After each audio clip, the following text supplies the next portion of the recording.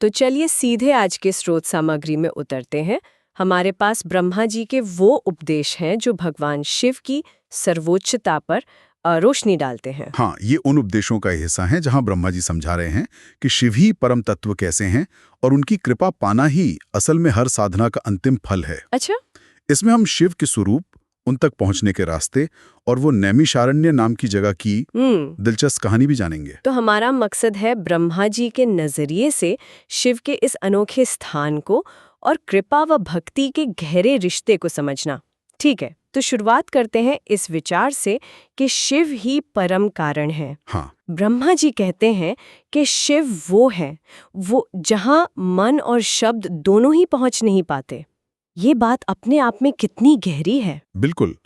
स्रोत के अनुसार शिव ही वो स्रोत हैं जिनसे ये सारा जगत, जिसमें ब्रह्मा, विष्णु, रुद्र, इंद्र जैसे देवता भी शामिल हैं, वो प्रकट हुआ है। उन्हें कारणों का भी कारण कहा गया है, यानी हर चीज की उत्पत्ति के मूल में वही हैं, परम श्रेष्ठा। कारणों के भी कारण, वाह। हाँ, इसीलिए सर्वेश्वर भी कहलाते हैं, क्योंकि सारे ऐश्वर्य उन्हीं से हैं। और ब्रह्मा जी तो ये भी बताते हैं कि शिव ने ही उन्हें पुत्र रूप में उत्पन्न किया और वेदों का ज्ञान दिया था। और उसका स्वरूप बताया गया है कि वे अकेले ही आकाश में किसी विशाल पेड़ की तरह एकदम स्थिर खड़े हैं, पर साथ ही पूरा ब्रह्मांड उन्हीं से भरा हुआ है।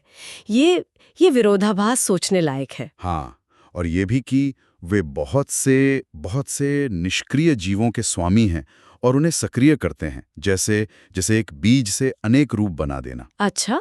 वे सबके धुन में मौजूद हैं, सबको देख रहे हैं, पर खुद अदृश्य रहते हैं। स्रोत कहता है कि वे समय से परे हैं, बल्कि समय पर भी उनका शासन है। समय पर भी शासन। हाँ, उनकी कोई बराबरी नहीं कर सकता, ना ही उनसे बढ़कर कोई है। उनकी एक पराशक्ति का जिक्र है, यानी उनकी स्वाभाविक, हमेशा रहने वाली सर्वोच्च शक्ति, पराशक्ति, जिसमें ज्ञान, बल, बुद्धि, क्रिया सब शामिल है। ये हमेशा उनके साथ है, मतलब किसी बाहरी चीज पर निर्भर नहीं, स्वाभाविक है। अच्छा, तो अगर वे मन और वाणी से परे हैं तो फिर उन तक पहुंचा कैसे जाए?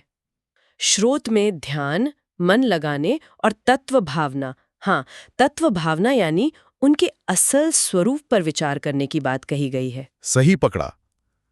ब्रह्मा जी कहते हैं कि निरंतर ध्यान और तत्व चिंतन से जीव आखिरकार उन्हीं शिव को पा लेता है, और वो जो माया का पर्दा है ना, वो हट जाता है। माया का पर्दा हट जाता है। हाँ, उनके ही प्रकाश से सूरज, चांद, तारे, यहाँ तक कि बिजली भी चमकती है। उनके सामने ये सब फीके पड़ जाते हैं।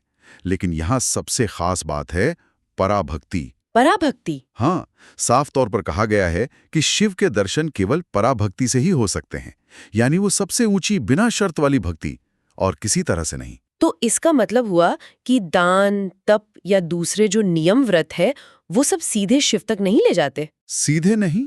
ब्रह्मा जी के अनुसार ये सब साधन हैं। ये मन को शुद्ध करने और शिव के प्रति प्रेम जगाने के लिए हैं, ताकि वो पराभक्ति पैदा हो सके।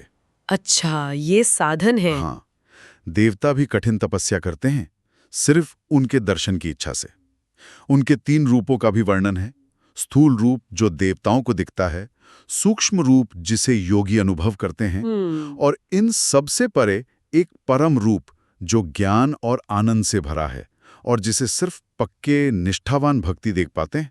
केवल निष्ठावान भक्त? हाँ। और यहीं पर वो कृपा और भक्ति का दिलचस्प चक्र सामने आता है ना? हाँ, बिल्कुल। कि भक्ति से मुक्ति मिलती है, पर भक्ति मिलती है शिव की कृपा से। हाँ। और कृपा आती है भक्ति से। हाँ। ये तो बीज और पौधे जैसा रिश्ता हो गया एक तरह से। आपने बिल्कुल सही समझा। यहाँ एक गहरा चक्र दिखता है। भक्ति चाहिए कृपा पाने के लिए, पर भक्ति मिलती भी कृपा से ही है। कमाल है। मतलब ये दिखाता है कि आध्यात्मिक रास्ते पर ईश्वर की पहल और भक्त का प्रयास कितने गुंथे हुए हैं। कृपा ही अंतिम लक्ष्य है। कृपा अंतिम लक्ष्य। हाँ, प्रक्रिया यूं है। धर्मपालन से मन साफ होता है, पाप कटते हैं, तब ज्ञान और भक्ति जागते हैं, और इनसे आखिरकार शिव की कृपा मिलती है। अच्छा। और कृपा मिलने पर इंसान कर्मों के फल से मुक्त होता है। ध्यान दें, कर्म करने से नहीं, बल्कि उनके फल की चिंता से, है ना? कर्मों का स्वरूपतः त्याग नहीं। ये बहुत अहम बात है। कर्म छोड़ने की बात नहीं, फल का मुंह छोड़ने की है। सही बात है। ये समझने के बाद चलिए उस कहानी पर आते हैं जिससे नैमिषारण्य का जन्म हुआ।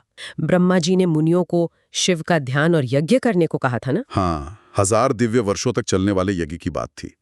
लेकिन सवाल था, इतनी लंबी तपस्या के लिए सही जगह कौन सी हो?